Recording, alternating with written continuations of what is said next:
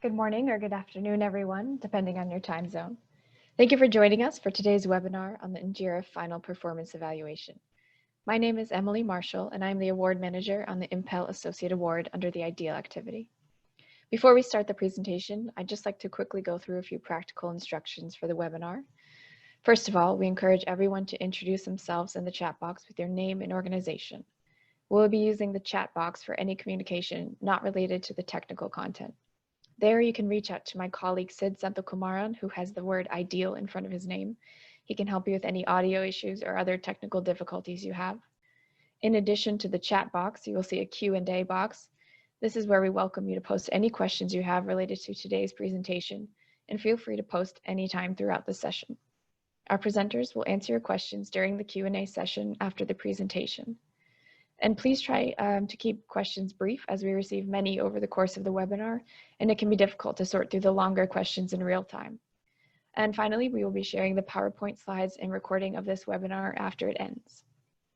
We are joined today by Lori Detrell, the Bureau for Humanitarian Assistance Malawi team leader, and Steve Siwande, Food Security Monitoring Specialist at BHA Malawi, who will now provide a brief introduction of the project.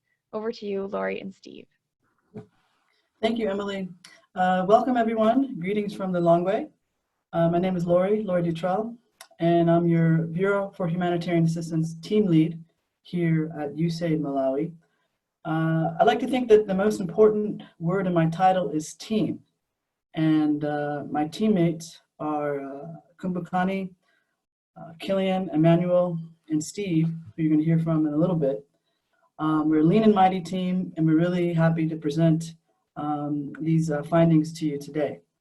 Of course, we are a team part of a broader mission, so I wanted to recognize a few folks that have been very supportive in making this happen and very supportive to BHA Malawi. First, SEG office leadership, Maurice, Keith, and Cullen. Thank you so much for creating a space and giving us the support that we need. We also have our other USAID Malawi colleagues from different technical offices that are supporting this and on the call. And of course, anything here BHA related in Malawi cannot happen without Washington. So thank you to Fadumo, Karen, Bridget, Shannon over in Southern Africa, and Paul as part of the leadership team. Great support in the past and currently for our efforts to meet the needs of vulnerable populations. This is a unique time for Malawi. Unique time for the world, and also a very unique time for Titukalani. So for Titukalani, many of you who may not know, is the flagship activity for BHA now. And it's an interesting time for them because it's their R&I year. It's that refine and implement year. So this webinar is very important to them. I'm hopeful that they'll be able to learn as they reflect and put things together for their activity during this R&I period. And for everyone else on the call, I think this is a great opportunity to learn. Just to sit back, listen, jot down some questions. There'll be some Q&A time to be able to engage. But this webinar shouldn't be kind of the beginning and end of thinking about what happened here. This can be the beginning of many conversations within your organizations, outside of your organizations, and a great time to really learn from what we were able to accomplish here on this activity. Before I hand over to Steve, I also just wanted to recognize USAID Malawi leadership, our mission director, Lit, and our deputy mission director, Katie, who've been very supportive of the BHA portfolio. Very busy people, and we're happy that they're able to join us on the webinar today. So over to you, Steve.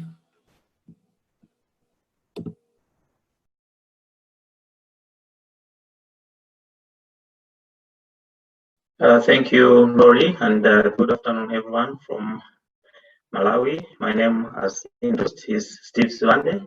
I'm the Food Security Specialist with the BHA Malawi.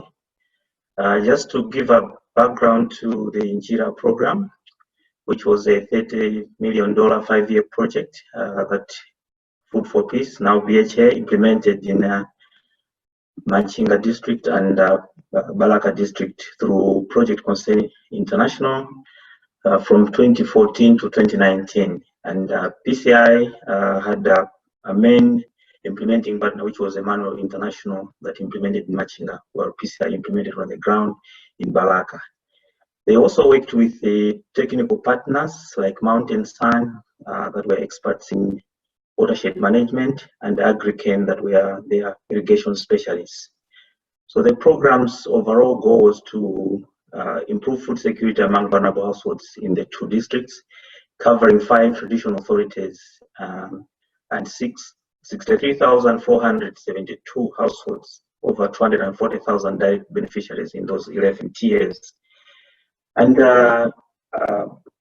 in addition to the cash for $30 million, there were also commodities in form of beans, vegetable oil, and corn and soy blend.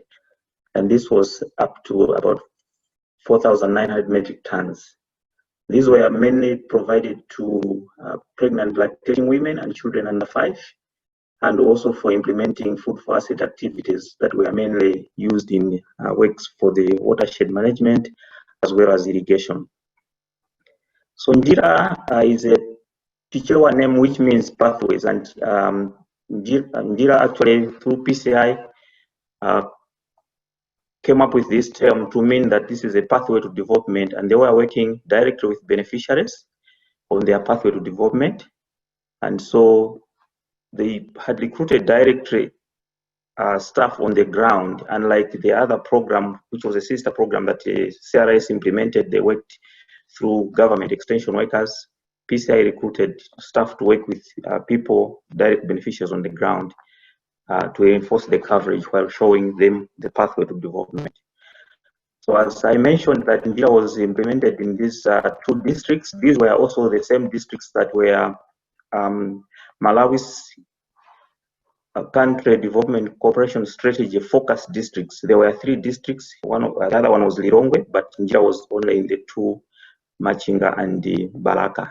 So this was like implementing with other USAID activities, namely the integrated nutrition value chains, INVC, which was for Feed the Future, but also fisheries integration of society and habitats that the environment team implemented, among others like health, education, and the democracy and governance that other sections within the USAID Malawi office implements.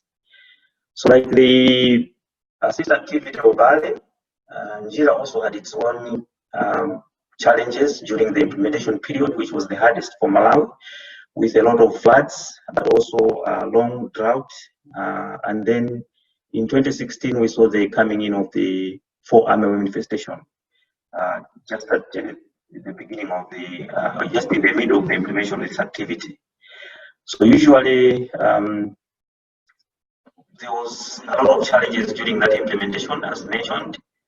And Njira had to collaborate with the other activities in order to make sure that a lot of ground was gained and a lot of progress was made.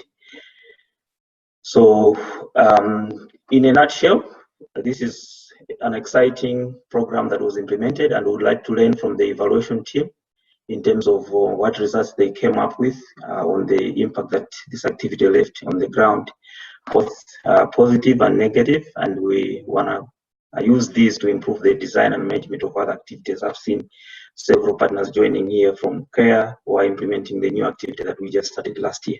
Thank you very much. Thank you, Steve, for that helpful background, and thank you, Lori, for your introduction as well. I will now hand it over to Monica Mueller, Senior Technical Advisor at Tango International. Monica will be our moderator for today's event. Over to you, Monica. Thank you, Emily. Greetings, everyone. Thank you for joining. Emily has introduced me, so you've stolen my first line. But for those who don't know, I will explain that Tango International stands for Technical Assistance to NGOs. We're an evaluation firm based in the US in Tucson, Arizona, which is where I'm speaking to you from today. My role right now is to introduce the team.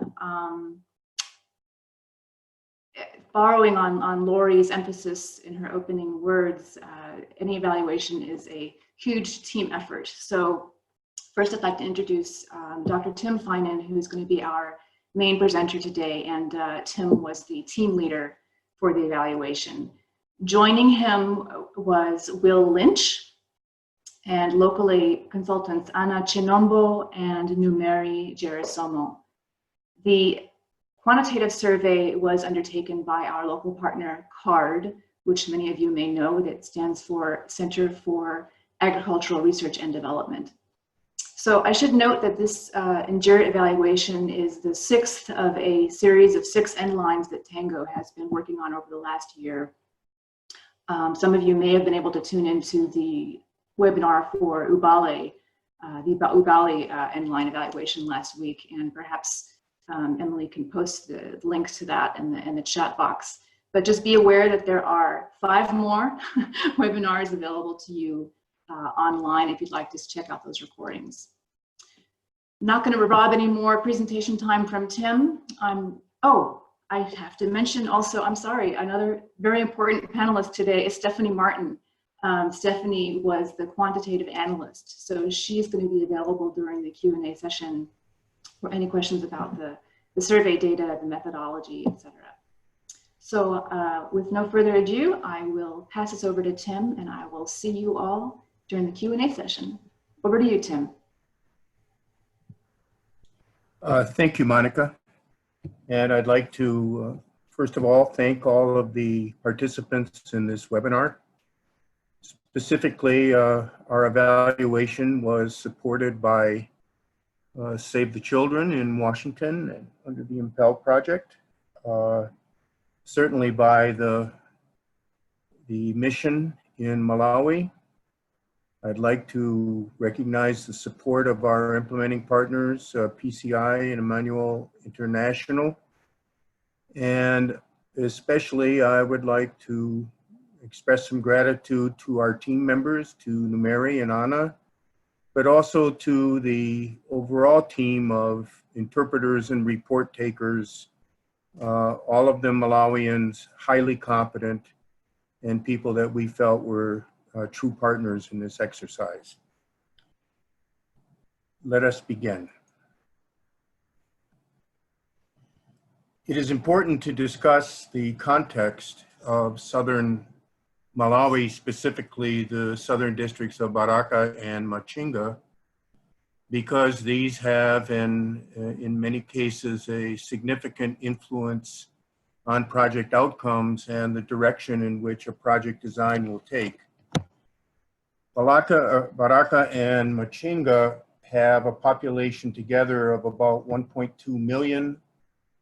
And in terms of their land area, it means a population density of about 200 people per square kilometer, which is a dense population.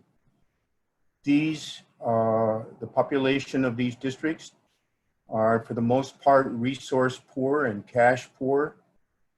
And they experience a annual lean season, which can, on average, is approximately 4 months, but can extend to even 8 months or more.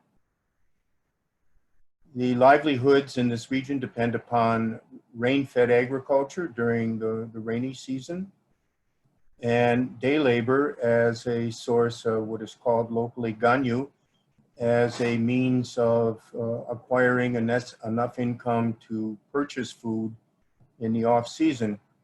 There is, of course, there is some limited irrigation in low-lying areas, and irrigation is very important to the survival of these livelihoods for those who have access.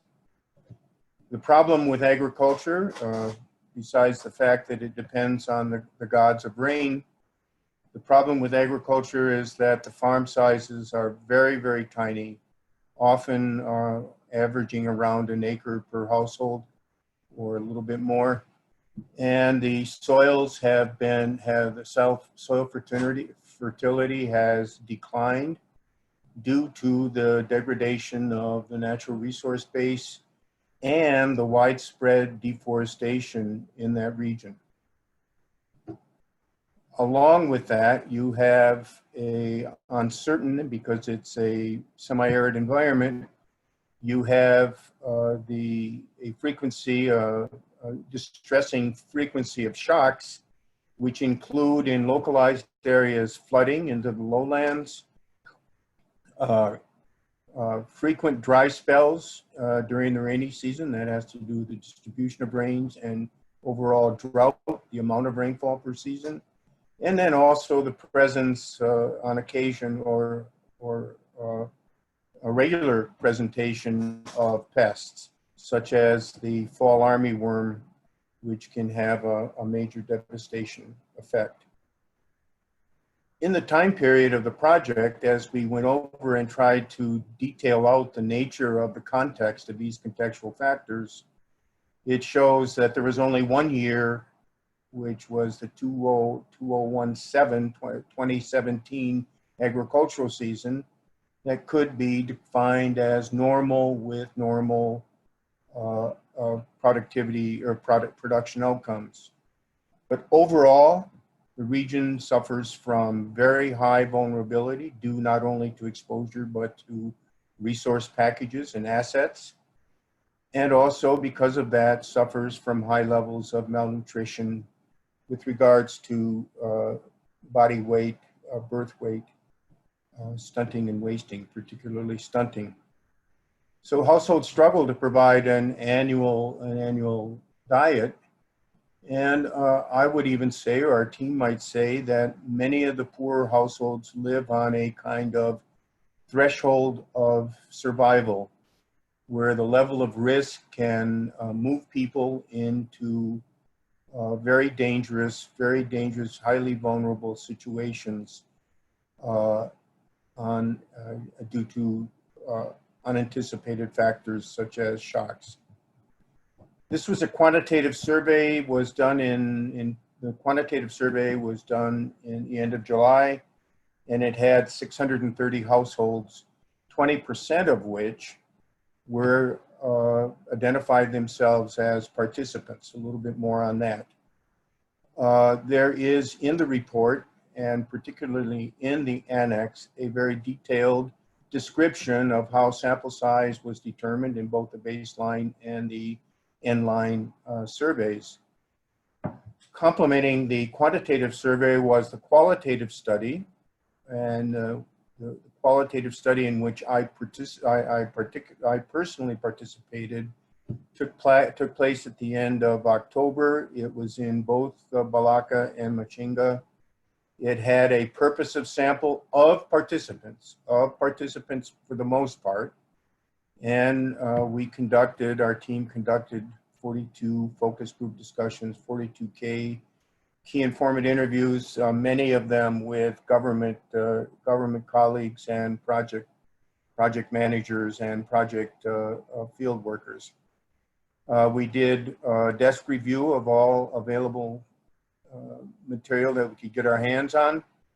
And of course, field observations are exceedingly important. But to say a little bit more about the methodology, we have to remember that this is a population-based sample, and it is a random sample taken from the general population in the project area. So it would include both participants and non-participants, but the sample is not stratified to permit a statistical valid comparison between those who participated and those who did not.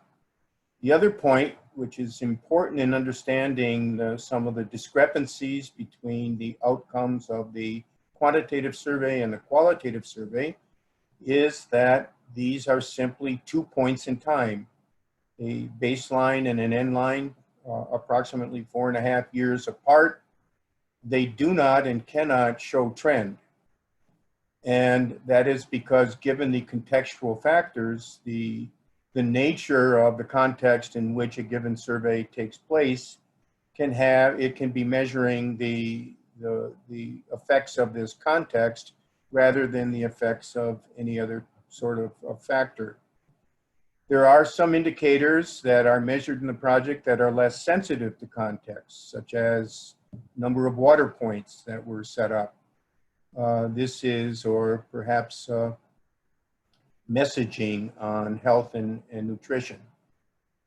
But overall, it is important to say that the quantitative results are not to be attributed to the project. It cannot be done given the design of and the methodology of the project.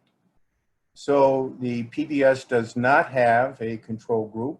They do not know in the baseline who is going to participate and who does not participate. And having only 20% of the project participants is a factor of concern in understanding the results. Also, there's the issue that some participants do not realize that they actually were beneficiaries. And that might be because they were system level interventions, or they were at the end of a cascade line in which some mothers came to talk to them about cooking nutritious foods and something, and they don't really see themselves, quote unquote, as part of Njira. On the other hand, the qualitative data and the project monitoring data focus exclusively on beneficiaries. And so when I present the report here, I'm talking about, in comparing the qualitative results, we have to keep in mind that these are actually participants, and what were the trajectories of change that the project could identify among these participants. So there were three purposes. The first purpose is, as is common among what we used to call Food for Peace projects, and the first purpose is increased income from agriculture and non-agricultural activities, which includes increases in agricultural production. And the manner of delivery, the delivery strategy for Njira and Emmanuel International was to form groups. And these were groups of producers, groups of irrigators, groups of market people, and in the producer groups, which was the main focus of this particular element, there were over 31,000 beneficiaries according to the IPTT. Now, the results for the measurable results from the Food for Peace indicators are not encouraging. They show a decline in the adoption of sustainable agricultural technologies, the storage of financial practices, value chain participation, household expenditures, a measure of income. And so these are we would call negative outcomes, recalling that these are population-based derived. However, the annual project monitoring data and the qualitative interviews show that Njira worked successfully, more or less, with 30,000 farm households.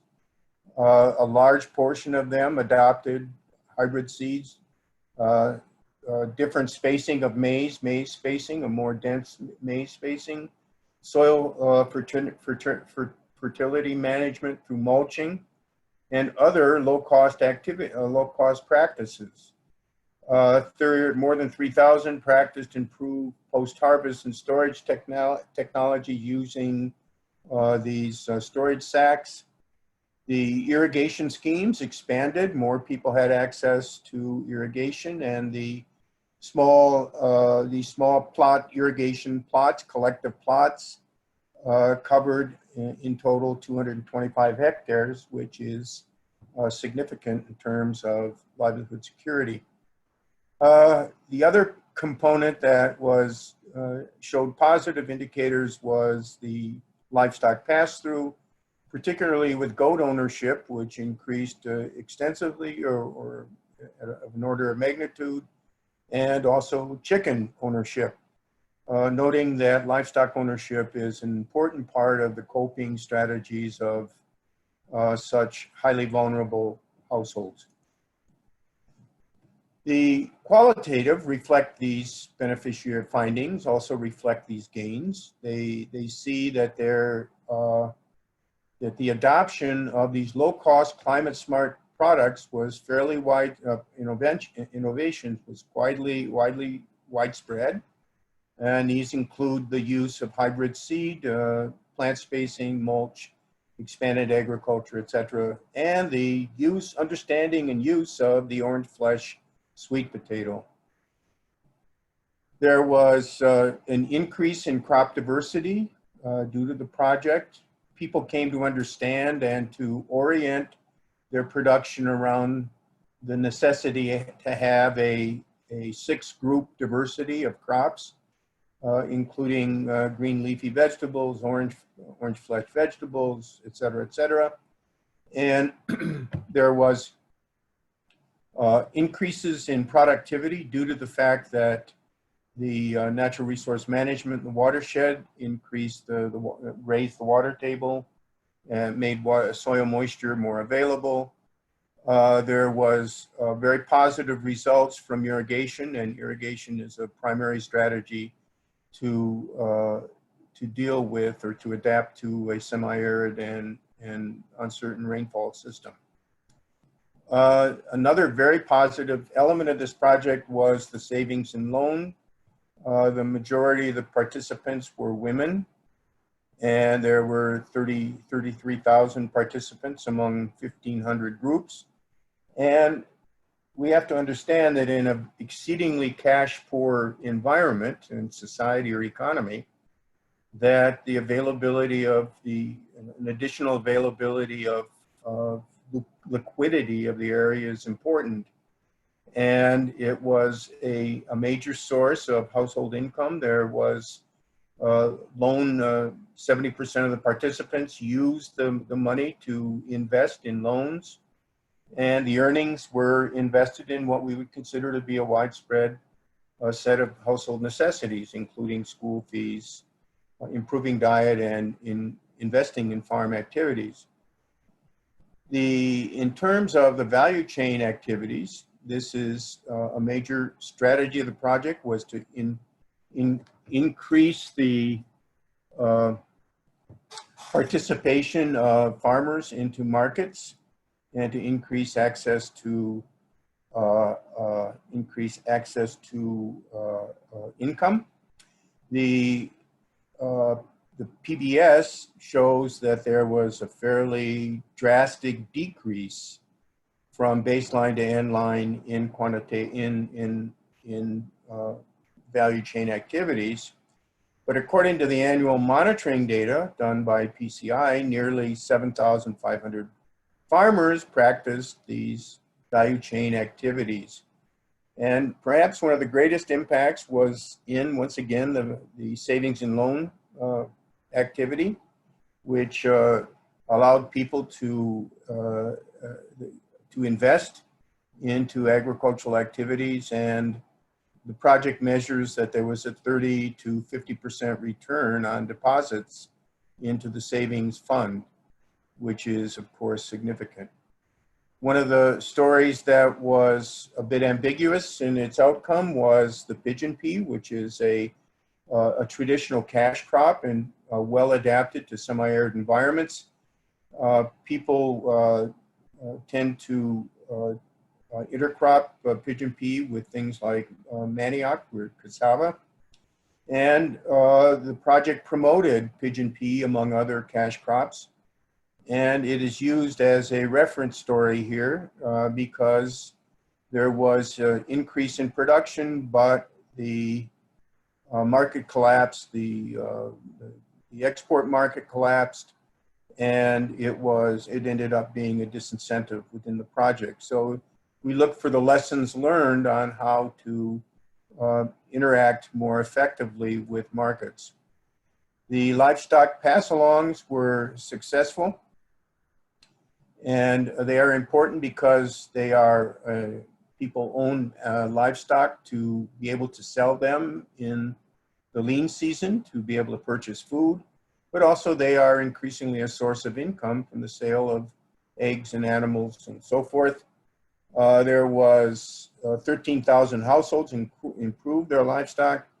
There's evidence of increases in livestock vaccinations, and the component of these community animal health workers had positive impacts if we focus on the qualitative data. There were some people that did not participate and regretted that they were not part of the livestock activity.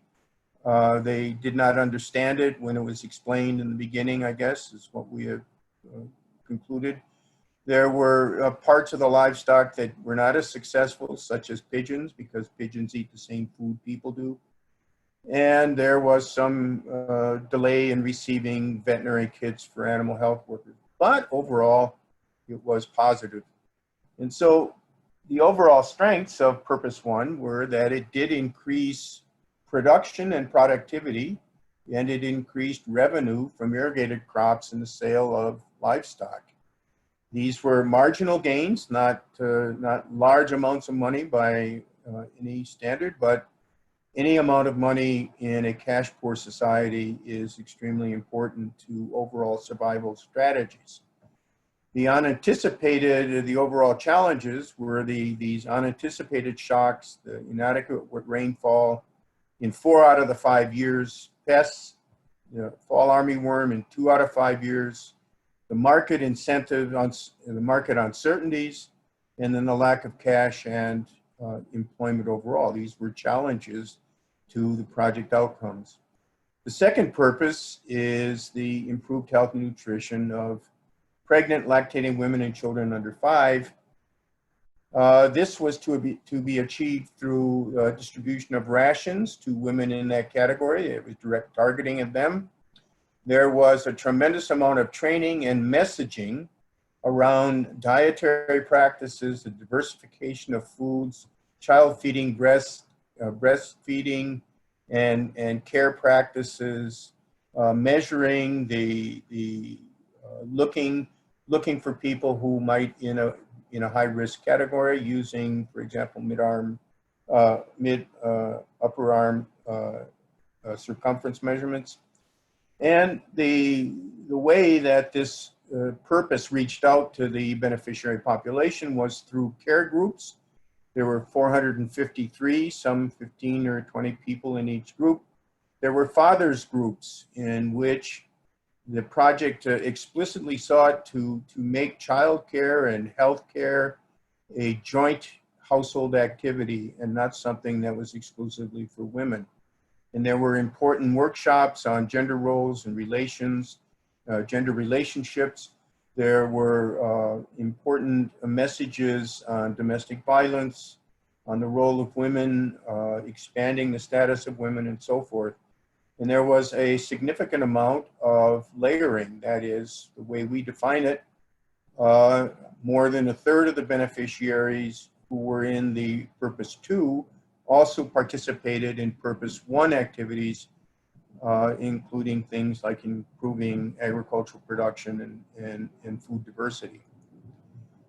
As the results, the population-based samples showed decreases in children under 5 for underweight, stunting. This is consistent with the national trend.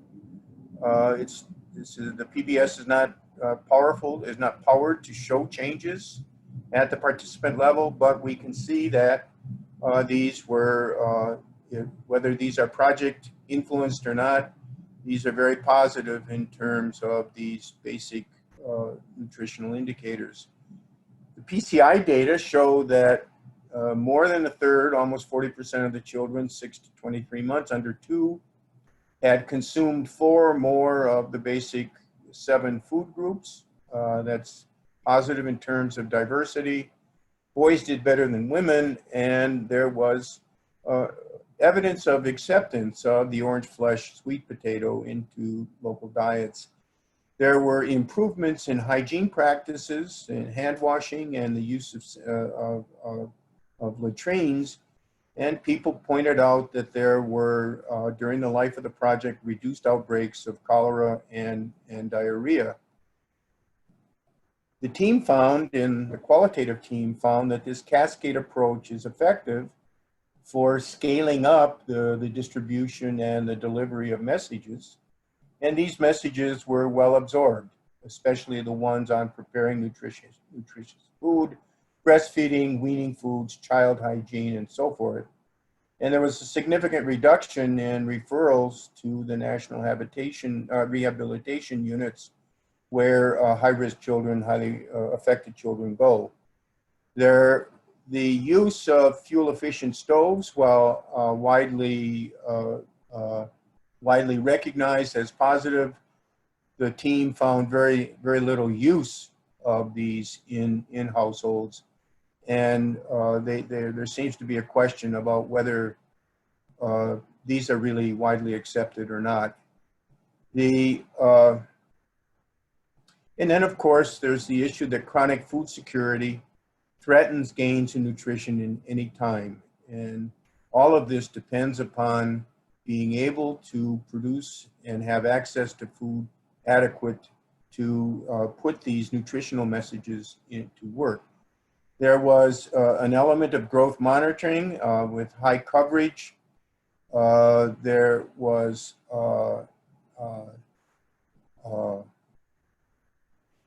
this was very closely tied to the Ministry of Health activities. There was an increase in anti-care counseling to make sure that there was antenatal care for pregnant women, although the population-based sample shows that there was no real change between baseline and endline.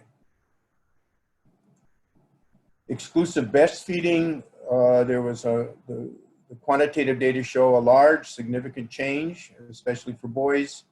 This is consistent with the PCI monitoring data, and we're not sure, but we seem to think that exposure to messaging may have contributed to the increase for boys.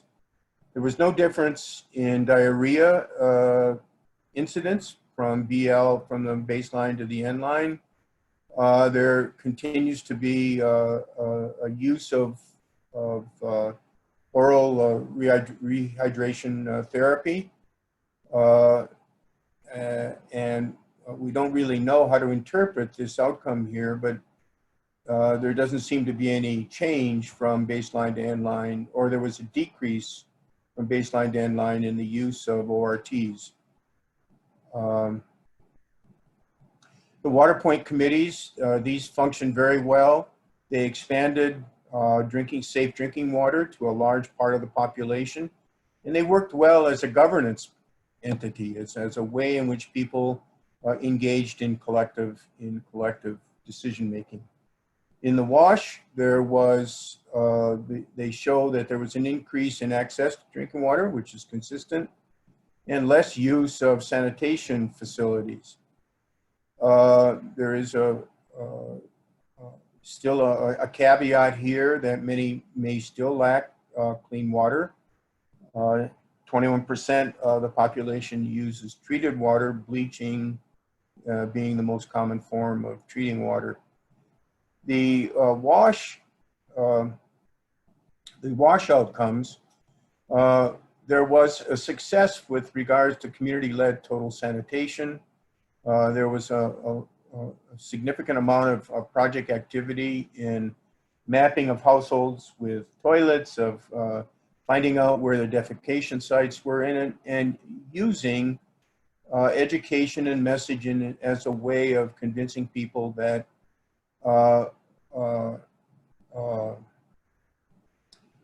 the importance of defecation-free zones and communities.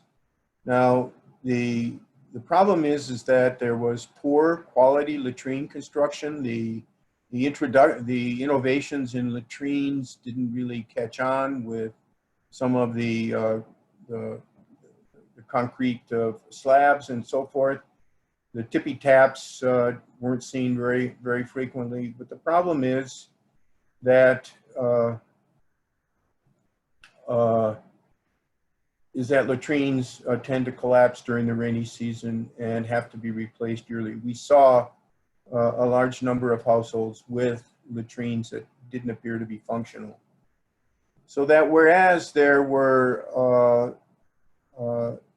70 Njira communities achieved this open defecation-free status, these results we fear could be easily reversed with without more effect, with more attention. The next purpose is that of to prepare and to improve capacity to prepare for, manage, and respond to shocks. This is built around promotion of a number of governance organizations, government groups. The primary one is one that already existed, which is the Village Civil Protection Committee, the VCPC. The project worked with 80 of these, and they engaged in training in disaster planning and response, the creation of disaster management contingency plans, which were roadmaps for how to respond to disasters. There were investments in early warning tools such as river gauges and rain gauges, and there was alert systems where people would move in and alert of the impending nature of an oncoming disaster or shock. But this overall tended to be more effective for the sudden onset types of disasters such as flooding and runoff and heavy storms, and less equipped to deal with such things as drought and fall armyworm. One of the great success stories here is with the overall management of watersheds. And the project worked very closely with the government of Malawi district level counterparts, with the local government, the village head, the group village heads, and the village development committees. They developed disaster risk response manuals and distributed. There was they created the Ubino centers, which were physical spaces, buildings that could be used for dealing and handling and coordinating disaster and all kinds of other collective activities. And it strengthened the DMN, this disaster risk management work, strengthened the visibility of communities in regard to the government of Malawi. It gave them an increased sense of empowerment, we would say, and gave the community better access to external actors and institutions and the benefits that might come from that. I know we don't have a lot of time here, but I would like to say that the watershed management committees, which in some cases overlapped quite a bit with the VCPC, these were groups of people that were trained in watershed management principles. There was an engagement of some of the other project implementers, especially those that were able to come in and measure, do the technical side of setting up rural structures of conservation. There was, the project worked in 20 watersheds and had the work that was done was supported by Food for Assets as well as the reforestation work. There were 7,500 hectares were essentially worked on and were protected through these measures. There was 2,100 hectares of land that was reforested and protected through committee activities. It helped in eliminating the damage of surface runoff. There was retention behind these stone bunds and stone retention structures. And these, according to people, resulted in dramatic increases, maybe doubling even, of maize yield in these reconfigured areas. The reforestation allowed people to do beekeeping and to use sustainable ways of forest management. The villages were very active. There were several thousand villages that created nurseries to grow seedlings, and these seedlings were then replanted into the forested area. This was a very significant achievement for the project in many ways, particularly in the sense of collective activity and collective action achieving these outcomes. So it was important, the mobilization of collective action. There are 13 of these watershed committees continue to function without the project inputs. Committees continue to expand their soil and water management structures. And there's great pride in community problem solving and looking at what they did together, how they set up these together. They created these structures, and the structures have had a major impact in the agriculture and in the environment. So they say, Njira gave us knowledge and the skills. The future is now in our hands. I think that sums up very well what what the project was trying to do. There was a gender analysis, with regards to gender, there was a gender analysis in year one. There was a strategy in which men and women worked together, in which there was a sort of melding of traditional household roles towards a more cooperative model.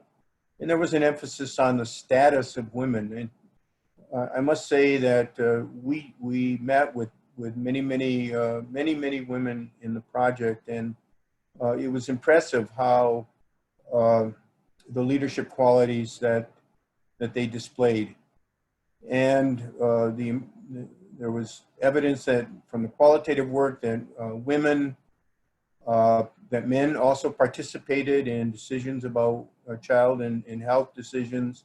There was more participation in household economy decisions of how resources were used, income was spent, income was earned, and men became accustomed to escorting their wives to the antenatal clinics, taking their children to growth monitoring sessions. So we think that the evidence points that there was at least an incipient process of change in gender relations across the project.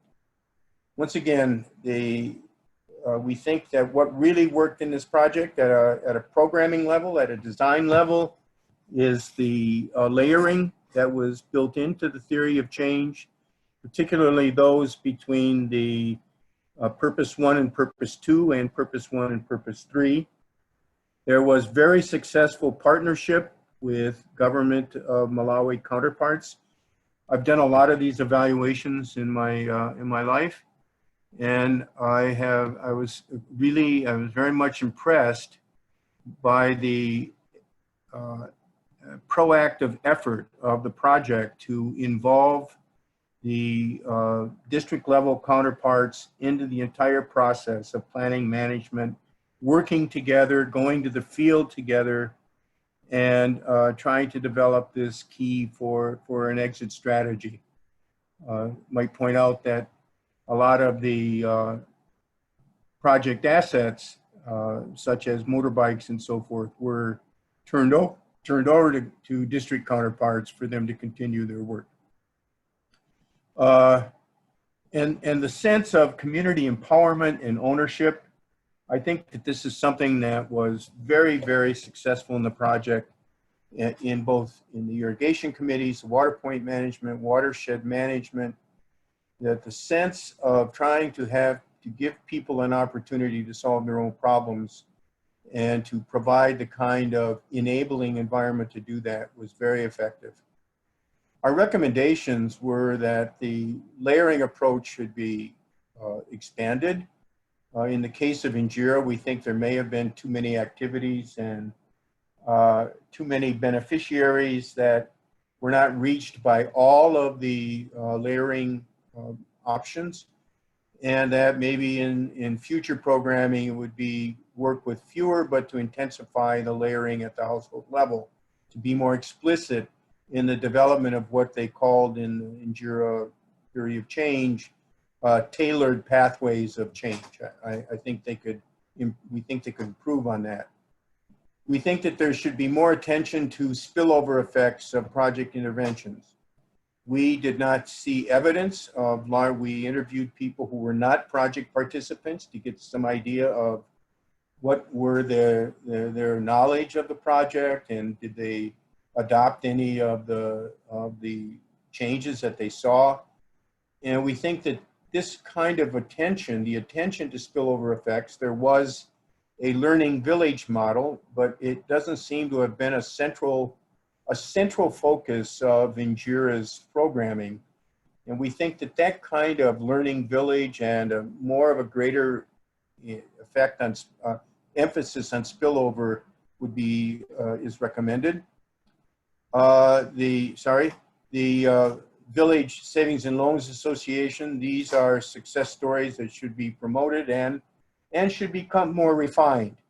Participant-owned financial institutions tied to higher level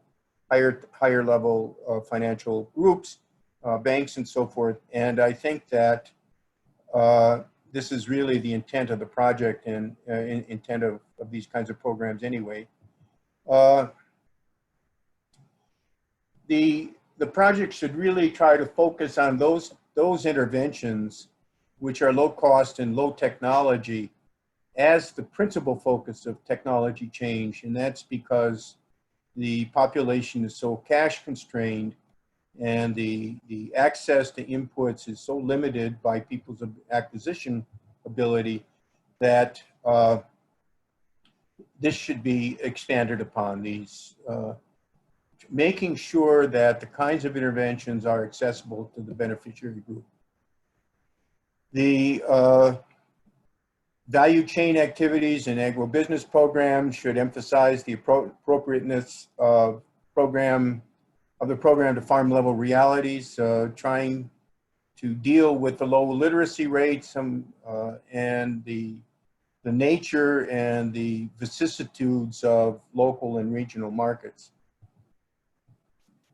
We also felt that there should be, that the project should add a transition year at the end a sort of moving away exit strategy that is able to assure and to document sustainability of key project interventions. This is technical, not material assistance, and it would help with problem solving.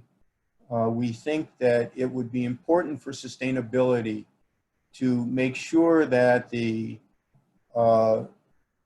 natural resource committees continue to work, that they are able to continue to expand to access technical assistance, et cetera, et cetera. So we think that a transition year would help guarantee and maximize sustainability. And finally, we think that the FFP requires a new strategy for evaluation of program results. This one shows that the PBS strategy leaves way too many inconsistencies, it leaves way too many questions, and that there would be better ways of trying to specifically capture the impact of project interventions rather than the one that was used in this project.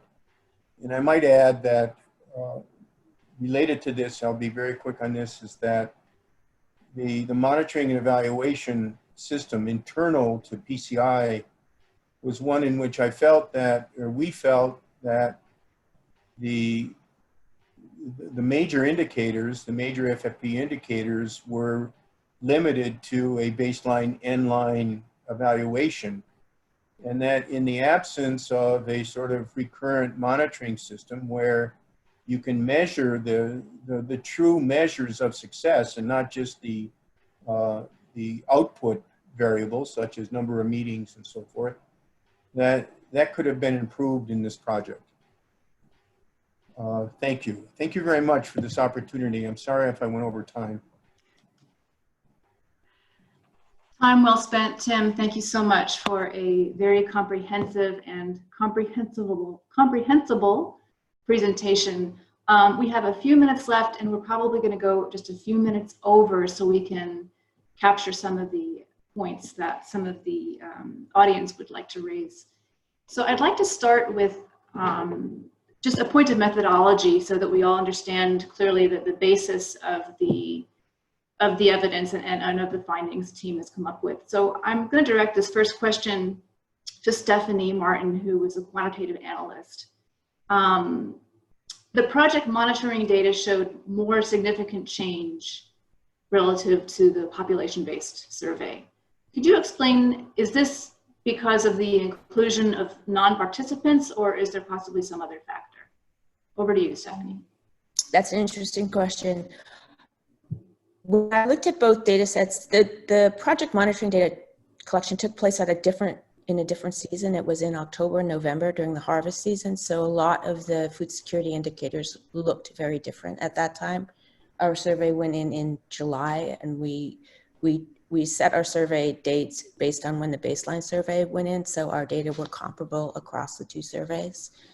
I think that's the main reason. One of the other issues was that some of the indicators in the PCI survey in particular were not computed in exactly the same way. But I think the big difference came because the surveys went in the field at two different times of the year.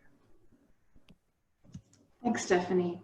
One other point on methodology, but this one is for Tim. It's on the qualitative component. What was the sampling method and the sample size used for the qualitative data? And could you describe how that was analyzed?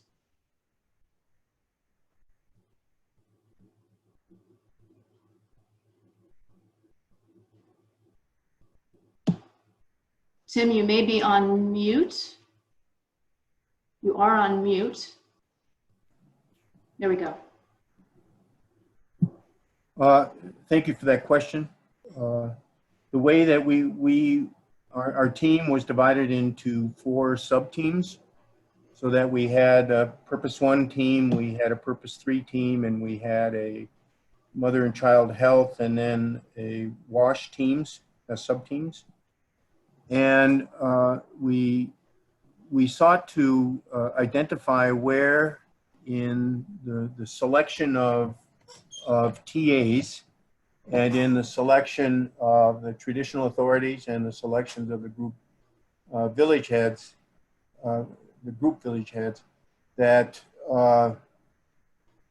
we wanted to be able to capture as much variability that we anticipated that there might be. So that is spatial and agroecological variability. So we tried to select from among those to take a sample of each one of those variants, let's say, along that dimension.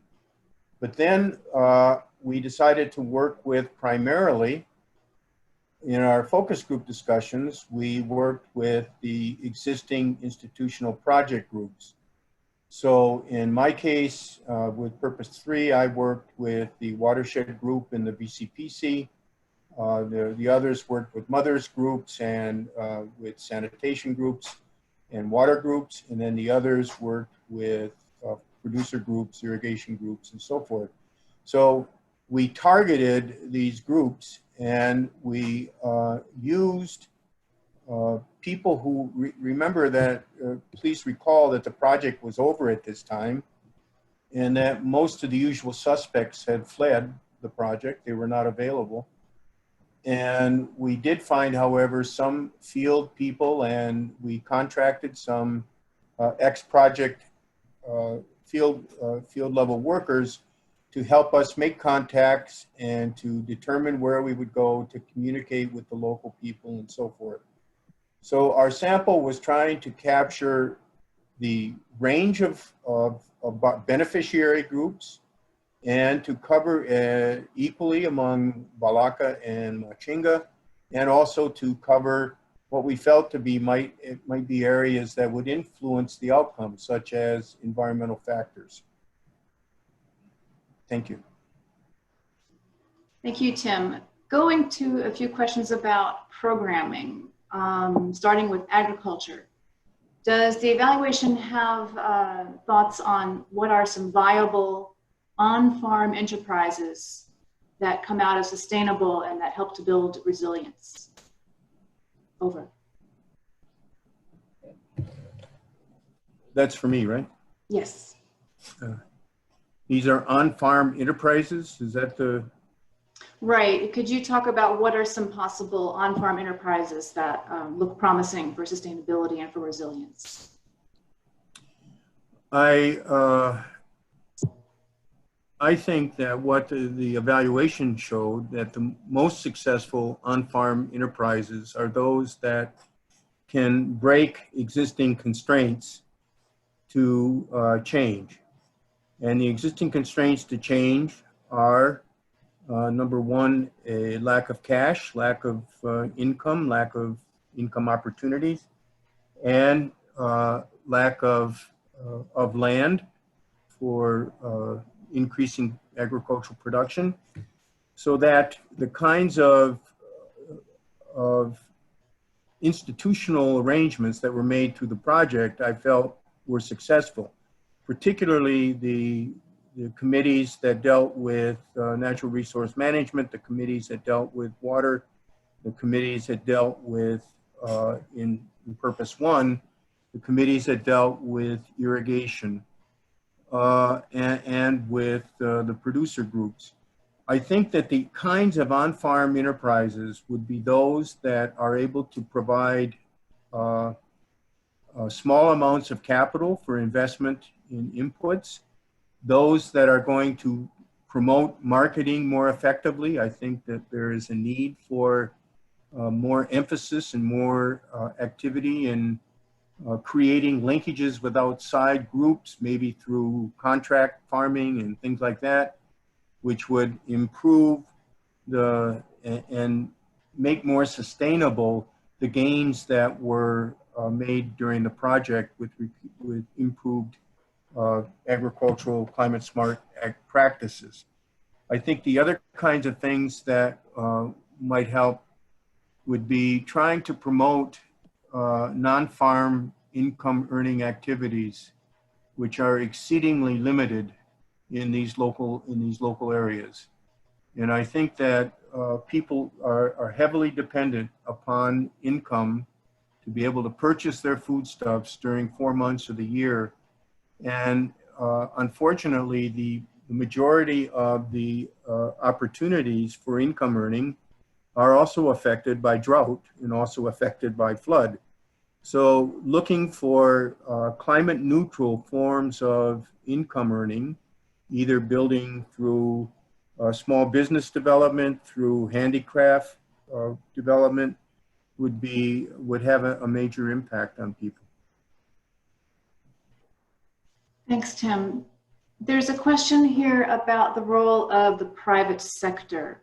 Could you talk a bit about what role the private sector had in the project, and are there any special messages or key learnings from the project's work with the private sector?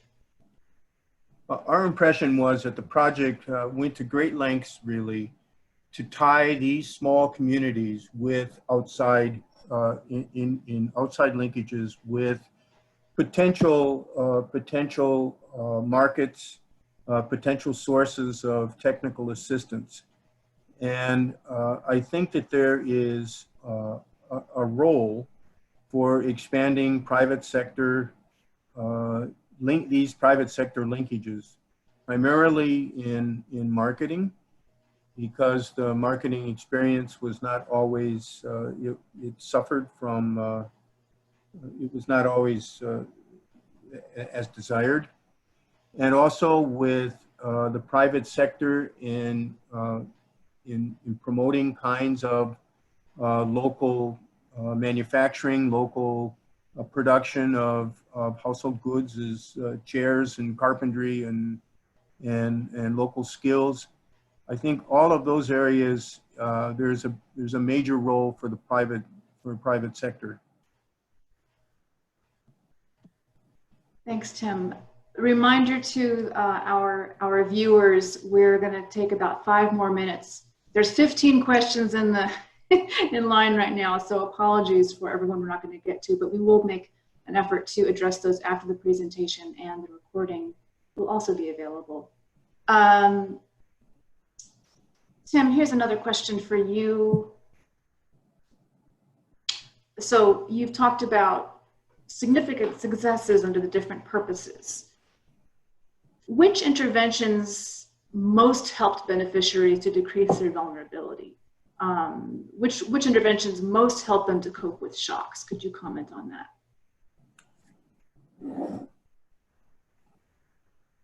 I happen to have a very strong opinion on that, and in my mind, and I think that in discussions with our team, that really what makes a difference in terms of interventions are those that emphasize collective action, those that provide the kind of software support that is in training and in messaging, which allow people to address their own problems as they have defined them and to solve them. And so it's clear that the watershed interventions were exceedingly positive, and they were positive in part because of the technical nature of runoff and the destruction it can do, and it was the appropriate technical response. But even more importantly, it was an opportunity to allow people to work together, to share the labor, to share the decision-making, and to access technical assistance when needed, and to solve a problem that they that they perceived the immediate benefit from. Those kinds of interventions which emphasize community empowerment and collective action, those kinds of interventions which maximize the amount of counterpart participation so that there's buy-in from the government, these are the ones that I think are the most effective. There is not a technological solution to the problems of small producers in Balaka and in Machinga. There are ways in which technological advances can be made, but there is not a panacea type technological solution like widespread irrigation that will eliminate, diminish significantly the vulnerability.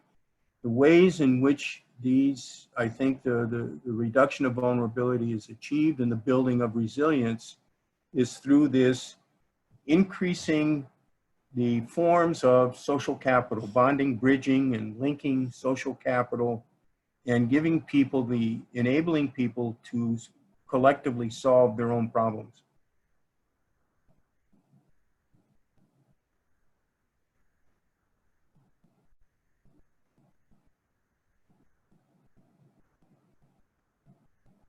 Thank you.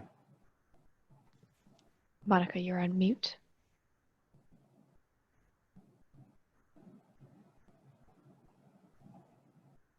Didn't mean to be on mute, sorry about that.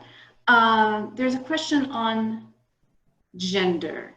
I'm just gonna read this so we get the whole comment. I'm struck by the positive gender gains we also saw in Obali that seem underestimated or not captured. As to your comment, it seems like our emphasis is on the concrete, measurable data, land, water points, etc. Capturing women's empowerment and shifts in gender relations, community empowerment and collective decision-making seem to get short shrift, but one might argue are more important outcomes than taps and acres. I think as we move forward, it would behoove USAID and evaluators to think more strategically on how you capture these difficult intangibles that at the end of the day are more about J2SR and the direction we want to move. I don't know what J2SR means. If somebody could put that in the chat box, that would be helpful. Do you have thoughts on how to do this better?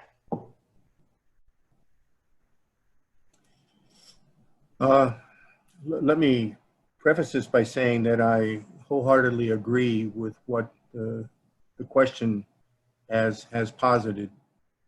I am a great fan of watching long-term change, long-term cultural change, institutional change that really are difficult to measure in a 5-year framework.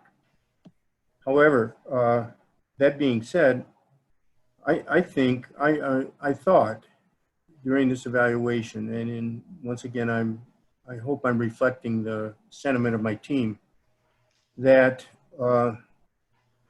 the kinds of interventions that were introduced, which were gender focused, other than the ones that focused on training of women leaders, training of mothers, training of decision makers and so forth, which I think all of those are highly valuable. And I think they could be woven together more strategically in future programming. But I also thought that some of the interventions that were proposed were really quite radical. And the idea of men sharing the burden of childcare and healthcare in a more consistent and systematic way, the emphasis on trying to enhance women's decision-making within the household with regards to resource distribution and resource acquisition and economic activity, that I feel that these in the template of Malawian local rural culture, that these interventions were somewhat radical. And they had the figure of a farmer, of a lead father, right? A lead father was someone who was identified who would act as sort of an intermediary in discussing very sensitive issues about couple relationships, about the nature of decision-making and gender roles and so forth. And I thought it was indicative that the people that were identified, the lead fathers that I was able to meet with, were people that had a fairly high status within the community. So that these were people who were, let's say, traditional leaders who were assuming this responsibility of taking on a rather radical activity of trying to get people to rethink how they relate to one another in terms of gender. I think that these are slow yielding kinds of activities, but nonetheless extremely important, and over the long run tend to have as much or more impact than, let's say, increasing maize productivity, as our question asserted. Thanks, Tim.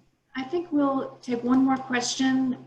There's some really rich discussion and questions in the Q&A box that unfortunately we won't have time for. But maybe we can just end with this one in the interest of programs that are currently operating and trying to figure out best practices and how to move forward. Did the evaluation provide insights on the efficacy of using field staff that it recruited itself versus government extension workers? Did this co-working produce better results? What are the lessons for sustainability?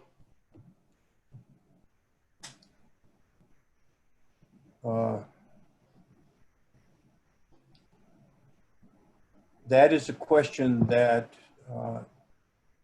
I wish we could have a webinar just on that topic. And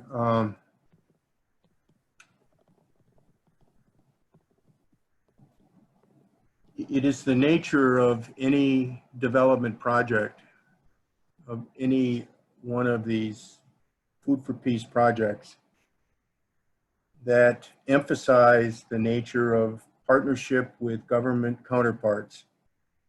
It's of the nature that the people who are hired by the project have kind of a privileged position relative to their counterparts working for the district. And to deny that is to ignore the reality of on-field interaction and who really has the resources, who doesn't have the resources, et cetera, who gets the training, who doesn't. I felt in this project there was an explicit effort to try to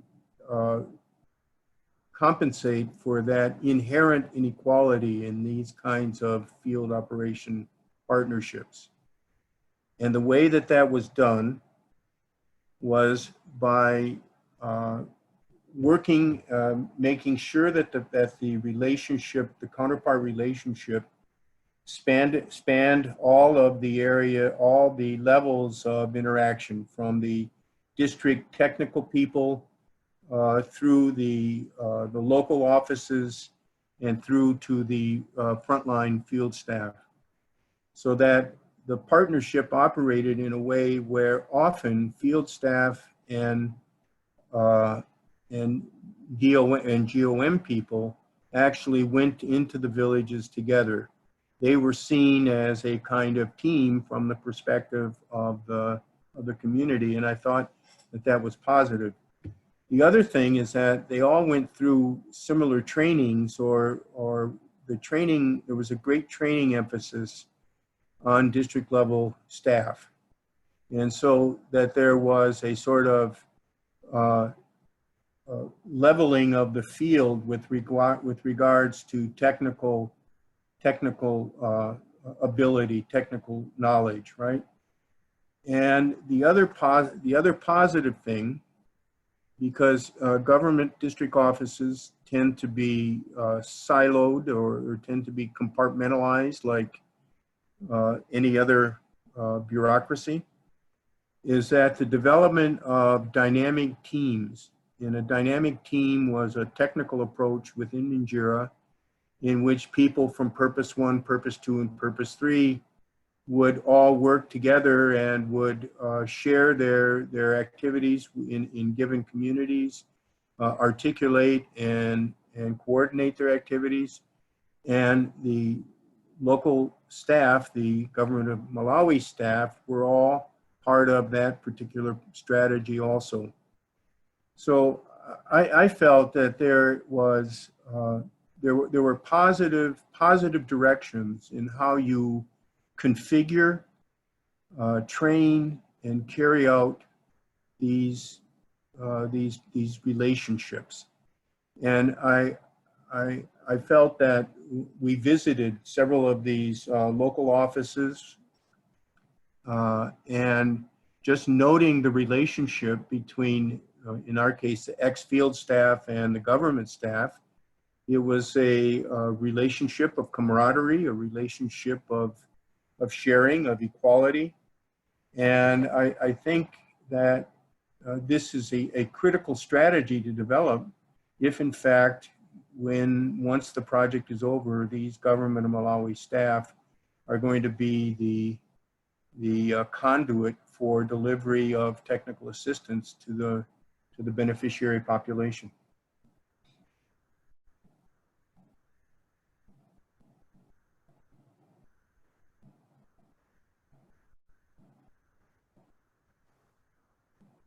I should know that by now. Unmute. I think a testament to the utility of this webinar has been that most participants have stayed on to the end and beyond. So thanks to everyone for staying with us. And of course, panelists Tim and Stephanie, thank you for your additional time this morning.